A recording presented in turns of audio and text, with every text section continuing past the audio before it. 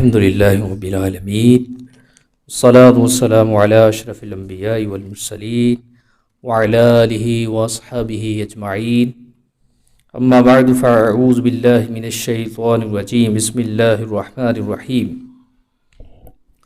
قال اللہ تعالی عز وجل فی کلامہ المجید وَنُنَزِّلُ مِنَ الْقُرْآنِ مَا هُوَ شِفَاءٌ وَرَحْمَةٌ لِّلْمُؤْمِنِينَ وقال في مقام آخر إن الله وملائكته يصلون على النبي يا أيها الذين آمنوا صلوا عليه وسلموا تسليما سب پڑھیے الصلاة والسلام عليك يا سيدي يا رسول الله وعلى آلك واصحابك يا حبيب الله الصلاة والسلام عليك يا خاتم النبيين وعلى آلك واصحابك يا رحمة للعالمين۔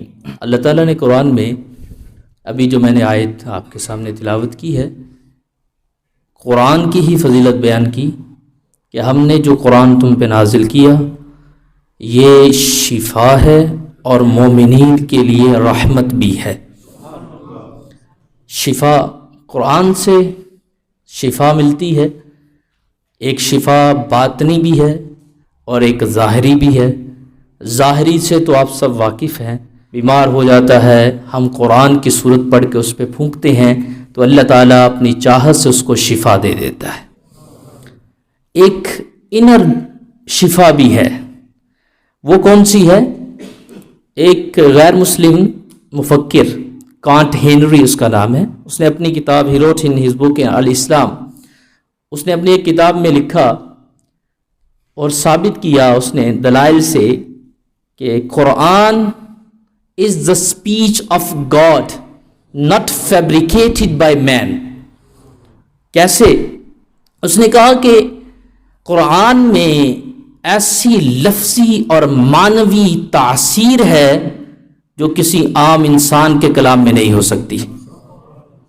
ایسا افیکشن ہے اس میں، ایسی تاثیر ہے، افیکٹ ہے کہ جو عام کلام میں نہیں پائی جاتی۔ اس نے آگے انڈیکیٹ کیے دو واقعات ہسٹری میں جو بڑے معتبر مسلم ہسٹری میں ہے، اس نے اس کی طرف اشارہ کیا، کہا اگر اس میں تاثیر نہ ہوتی تو عمر فاروق جو شجر اسلام کو ڈھانے کے لیے آئے تھے، ایک آیت پر نظر پڑی سبح للہ ما فی السماوات والارض وہو العزیز الحکیم، وہ آگے پہنچے آمنوا باللہ ورسولہ، اس پہ پہنچے، اپنا ارادہ ترک کر کے خود شجرہ اسلام سے وابستہ ہو گئے۔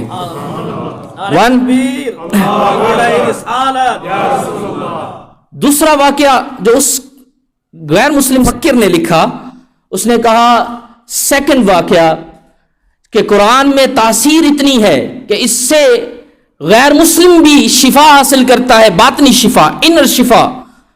کہا کہ نجاشی جو کٹر قسم کا کرسچن تھا، جب اس کے پاس عمر بن عاص اور یہ قریش مکہ پہنچے کہ تمہارے حبشہ کے اندر مسلمان آ گئے ہیں فتنہ پھیلانے کے لیے، لہذا ان کو نکالو، انہوں نے وہ 11 مرد جو آئے تھے ان کو بلایا اور بلا کے کہا کہ تم کیا کرتے ہو؟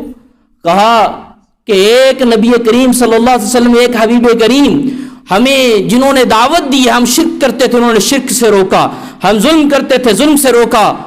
تو آگے سے وہ کفار مکہ بولے اے نجاشی یہ تو تیرے مذہب کو بھی برا کہتے ہیں۔ وہ اب ان کو تیش آ گیا کیونکہ وہ کٹر قسم کا کرسچن تھا۔ تو جب اس نے کہا ہاں میرے مذہب کے بارے میں تم کیا کہتے ہو؟ انہوں نے آگے کہا ہم کچھ نہیں کہتے، ہم آپ کو وہی سنا دیتے ہیں جو قرآن محمد مصطفیٰ پہ نازل ہوتا ہے۔ کہا پڑھیے، کہا وَاذْكُرْ فِي الْكِتَابِ مریم، یہ آیت پڑھی، چند آیتیں پڑھنی تھی۔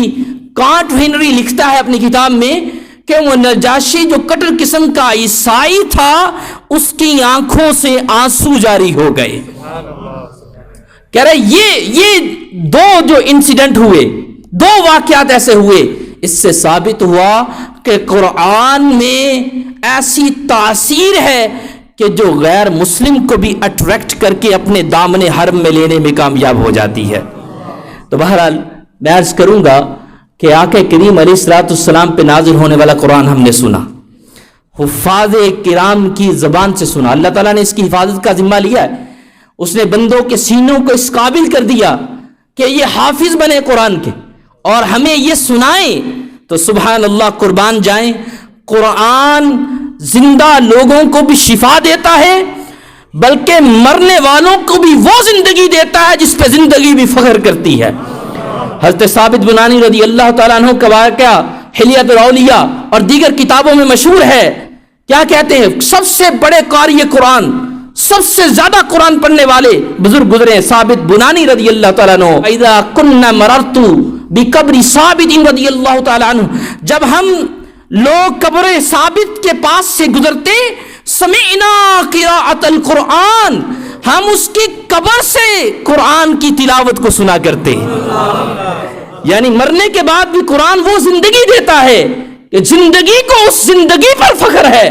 سبحان اللہ، جب ایک قبر کے پاس سے گزرے تو اس سے خوشبو آ رہی تھی۔ صاحب مراقبہ، صاحب مکاشفہ نے وہاں مراقبہ کیا اور خواب میں صاحب قبر کو دیکھا، پوچھا ما فعل اللہ بکا، اے صاحب قبر، تیری قبر جو grave is very fragrant, the fragrance is coming out from your grave, what is the reason? He said بِتِلَاوَةِ الْقُرْآنِ وَالصِّيَامِ، میں کوئی اور بڑا عمل نہیں، تلاوت قرآن کیا کرتا تھا and روزے رکھا کرتا تھا۔ قبر خوشبودار ہو گئی۔ تو میرے بھائیوں، قرآن تو وہ زندگی دیتا ہے جس کو ہماری زندگی کو بھی جس زندگی پر فخر ہے، پراؤڈ ہے، لہذا جس نے قرآن سے لو لگا لی ہے وہ ہمیشہ زندگی اور دوام زندگی کو پا جاتا ہے۔ اور ختم قرآن آج ہوا، آقا کریم علیہ الصلوۃ والسلام کی حدیث، فرمایا من ختم القرآن فلہ دعوۃ مستجابہ، جس نے قرآن ختم کیا، ہمارے حافظوں نے، ہمارے علماء نے قرآن ختم کیا، فرمایا حدیث میں آیا جس نے قرآن ختم کیا اللہ اس سے یہ اتھارٹی دیتا ہے کہ جو دعا کرے مستجاب ہوگی، قبول ہوگی۔ تو آج انشاءاللہ دعا بھی ہم انہی حفاظ سے کروائیں گے، کر بھی دی انہوں نے، آخری دعا بھی یہی کریں گے تاکہ ہم سب کے لیے جو یہ دعا کریں رب کریم کی بارگاہ میں وہ قبول ہو جائے۔ بیٹر کون ہے، بہتر کون ہے؟ اگر میں یہاں سے کوشچن کروں کہ آپ بتائیے آپ کے نزدیک اچھا کون ہے، اپنی اپنی فیلڈ لوگ بتائیں گے۔ جو اکاؤنٹنسی میں کام کرنے والا ہے وہ کہے گا بیسٹ، میرا فلان accountant is very best according to me, that physician is best according to me. Doctor کہے گا دیٹ میڈیکل سائنس میں بڑی مہارت رکھنے والا وہ میرے لیے بیسٹ ہے، وہ millionaire who has a Range Rover and this and that in their garage، وہ جو بزنس مین ہے شاید وہ کسی بزنس مین کا نام لے، لیکن اگر ہم نبی کریم صلی اللہ علیہ وسلم کی پاک بارگاہ میں جھک کر یہ سوال کریں یا رسول اللہ according to Islam, according to you, according to Quran and according to Allah Azza wa Jal, who is the best person? خیرکم من تعلم القرآن وعلمہ، فرمایا ہمارے نزدیک تو وہ افضل اور بیسٹ ہے جو قرآن سیکھتا ہے، لوگوں کو سکھاتا ہے۔ تو بہرحال میں یہ عرض کروں گا کہ آج کے اس بیسٹ اوکیزن، بیسٹ بلیسڈ موقع پر ہمیں دل سے ان حفاظ کرام جو کہ بیسٹ اکارڈنگ ٹو اللہ ہیں، blessed and best according to قرآن ہیں، دل سے ان کو مبارکباد دینی چاہیے اور دل سے ان کی قدر و قیمت کو اپنے دل میں گراوٹ دینا چاہیے اور گہرائی قلب سے یہ کہنا چاہیے کہ یہ بیسٹ اگر رسول کریم کے نزدیک ہے تو ہمارے نزدیک بھی یہ بیسٹ ہے۔ بعض اوقات ذاتی تھوڑی سا عناد دل میں چھپا ہوتا ہے، حافظ صاحب نے فلان جگہ پہ میرے لیے یہ کہہ دیا تھا، فلان جگہ پہ یہ کہہ دیا تھا، فلان جگہ ہوتا ہے، کیونکہ نیچر ہے نا، یہ بھی ہیومن بینگ ہے، ہم بھی ہیومن بینگ، آپ بھی ہیومن بینگ، ہو جاتا ہے، تھوڑا بہت ہوتا رہتا ہے، لیکن اس ذاتی عناد کو کبھی بھی بڑھا کر ہمیشہ نہ پالو، ہمیشہ کے لیے نہ پالو، بلکہ علماء نے لکھا ہے اگر کوئی کسی عالم کے ساتھ ذاتی وجہ سے، کسی ذاتی گھریلو کسی اور کی وجہ سے عناد کو پالتا رہے، نکالے نہ، پالتا رہے، خیف علیہ الکفر، اس پر خوف ہے کہ مرتے وقت اسے کلمہ نصیب شاید نہ ہو۔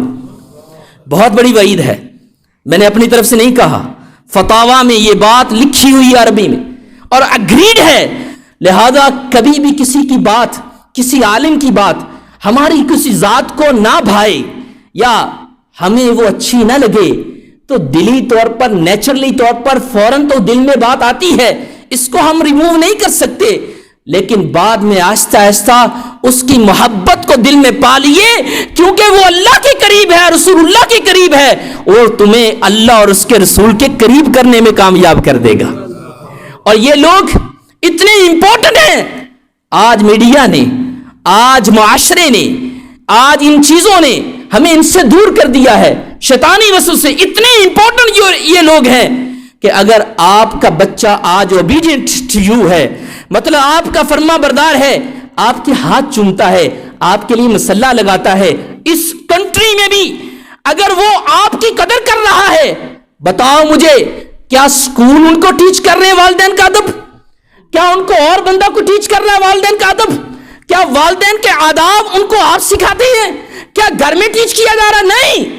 ایک امام مسجد جب جمعے میں خطبہ دیتا ہے وہ تاثیر کا تیر بن کے ہمارے جو نوجوانوں کی دلوں میں بیٹھ جاتا ہے, اور یہی معاشرے کے اندر they are playing a vital and important role to making the obedient our children to us. ان کا رول اتنا امپورٹنٹ ہے لیکن ہم ان کو اگنور کرتے ہیں, ہم ان کی امپورٹنس کو نہیں جانتے. جو آپ کا بچہ آپ کے قریب ہے, خدا کی قسم اٹھا کے مسجد میں کہہ رہا ہوں, یہ انہی لوگوں کے توسط سے ہے, یہ انہی لوگوں کی وجہ سے ہے. تو جانیے ان کا رول بہت امپورٹنٹ ہے. ان کو زمانے کا بھکاری یا زمانے کا ایک گھٹیا فرد مت سمجھیں. خدا کی قسم یہ لوگ اگر معاشرے سے اٹھا لیے جائیں تو یہ معاشرہ ہمارے لیے جہنم کی تصویر بن جائے. لہذا ضروری ہے کہ ہم ان کی قدر دل سے کریں. اور علماء نے لکھا ہے جو علماء کی حفاظ کی دل سے قدر کرتا ہے, دل سے قدر کرتا ہے, اس کی نسل سے علماء پیدا ہوں گے, اولیاء پیدا ہوں گے. اگر وہ اس نہ دیکھ پایا تو اس کی 7ویں نسل میں ضرور ایک اللہ کا بندہ ایسا پیدا ہوگا جو 7 نسلوں کو بخشانے میں کامیاب ہو جائے گا. تو بتاؤ ان کا فائدہ ہی فائدہ ہے میرے بھائیوں, ان کا فائدہ ہے ہمارے معاشرے میں. بہرحال میں زیادہ ٹائم نہیں لوں گا. یہ اللہ والے لوگ ہیں, ان کو آپ نے پرسنل مل کر بھی دعائیں لینی ہیں, پرسنل مل کر بھی ان سے دعائیں کروانی ہے, اور ان سے معافی بھی مانگنی ہے, کیونکہ یہ ہمارے اندر ہی رہتے ہیں. کبھی آپ کی بات ان کو بری لگتی ہے, کبھی ان کی بات آپ کو لگتی ہے. یہ آپ سے بھی معافی تلافی کریں, کیونکہ آج بخشش کی رات ہے, پروانے دیے جا رہے ہیں. اللہ ہم سب کی بخشش فرمائے, آمین بجاہ النبی الامین صلی اللہ علیہ وسلم.